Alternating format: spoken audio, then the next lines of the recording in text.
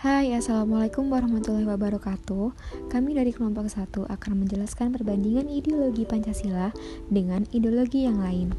Ideologi Pancasila adalah suatu kumpulan dari nilai dan norma yang dijadikan sebagai landasan keyakinan dan cara berpikir yang didasarkan pada kelima butir sila Pancasila.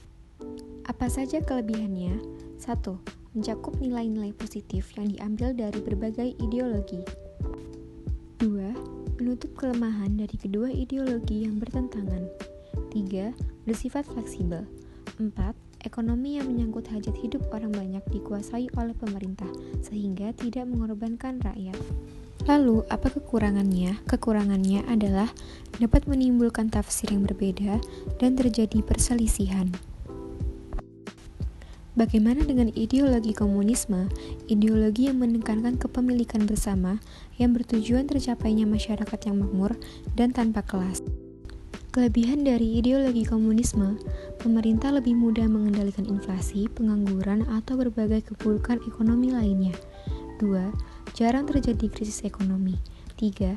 Pemerintah menentukan jenis kegiatan produksi sesuai dengan perencanaan, sehingga pasar barang dalam negeri berjalan dengan lancar. Dan yang terakhir, tidak ada pembagian kelas.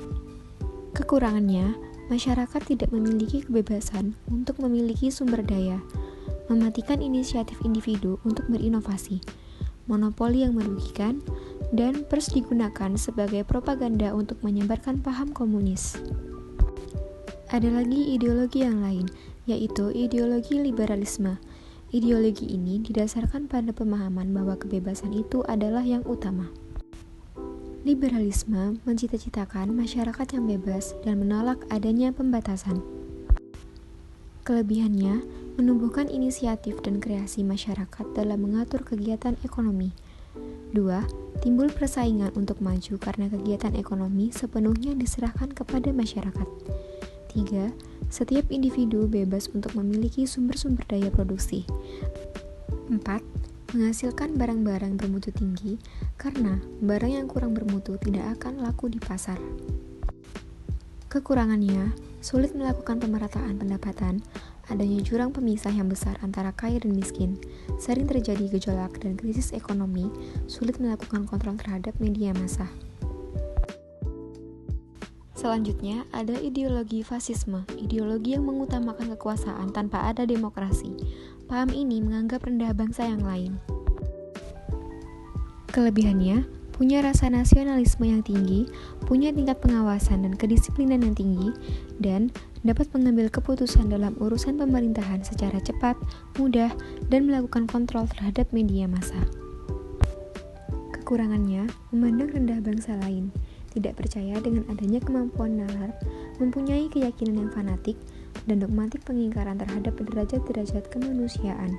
3. Adanya pendiskriminasian antar individu. 4. Jika ada pertentangan pendapat, maka yang berlaku adalah keinginan si elit. Yang terakhir, ada ideologi kapitalisme.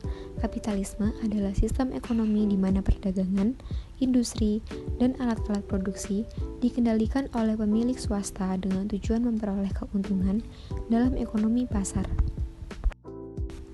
Kelebihannya, tingkat efisiensi yang lebih tinggi, tingkat kreativitas dan inovasi yang tinggi, pertumbuhan ekonomi yang pesat, adanya sistem desentralisasi, dan konsumen lebih diperhatikan.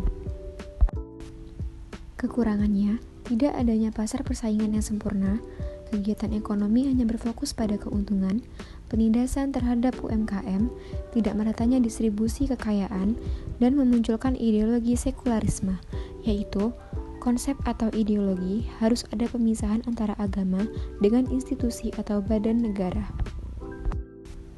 Menurut kelompok kami, tidak ada ideologi yang lebih cocok untuk bangsa Indonesia dibandingkan dengan ideologi Pancasila, karena ideologi Pancasila merupakan jati diri dan inti dari keberagaman agama, keberagaman budaya, keberagaman suku, dan keberagaman karakter bangsa Indonesia. Oleh karenanya, ideologi Pancasila saling melengkapi antara sila satu dengan sila yang lainnya, maka Pancasila tidak dapat digantikan dengan ideologi yang lain. Ideologi selain Pancasila tidak cocok diterapkan di Indonesia karena Pancasila mencerminkan kepribadian bangsa Indonesia. 2. Pancasila sudah sesuai dengan cita-cita bangsa. Ketiga, Pancasila mengandung nilai dan norma yang sesuai dengan budaya Indonesia dan merupakan ideologi yang bersifat fleksibel. Sekian penjelasan singkat dari kelompok kami. Terima kasih dan semoga bermanfaat.